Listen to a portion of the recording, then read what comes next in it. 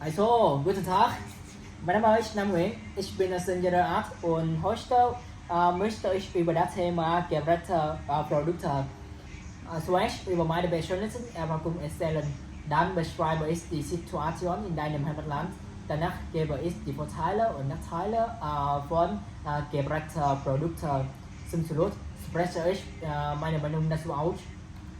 Ja, ich habe schon gebrauchte Bücher und Möbel gekauft. Besonders bei Möbel konnte ich wie Geld sparen und die Qualität war trotzdem gut.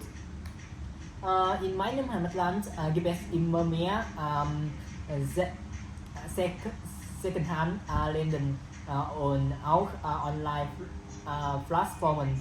Viele junge Leute nutzen das, weil es billig und nachhaltig ist.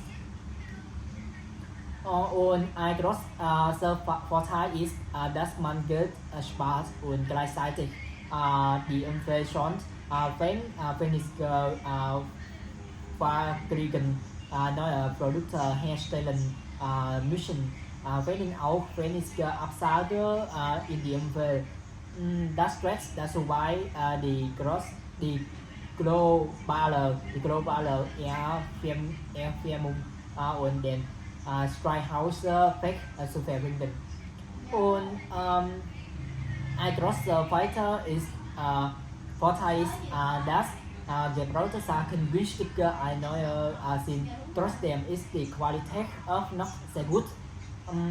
Das hilft besonders Menschen mit geringen Einkommen, passende Dinge zu finden und gleichzeitig Geld zu sparen. Ein weiterer Nachteil ist, dass gebrauchte Kleidung und Gegenstände manchmal Krankheitserreger übertragen können, wenn sie nicht richtig gereinigt oder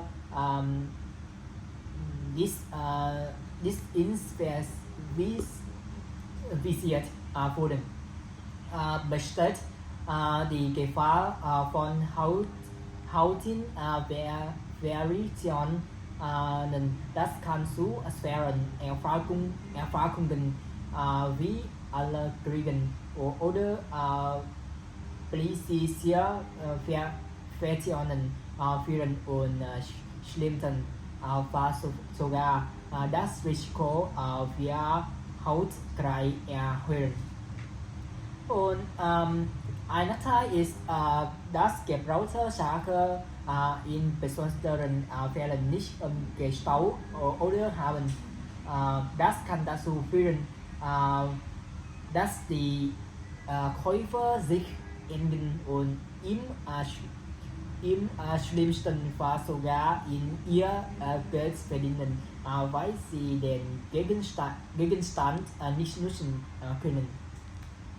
Und meiner Meinung nach sind gebrauchte Wagen eine gute Alternative für Menschen mit geringen Einkommen und manche Leute ihr Geld sparen wollen. Okay, vielen Dank für Ihre Aufmerksamkeit. Tschüss.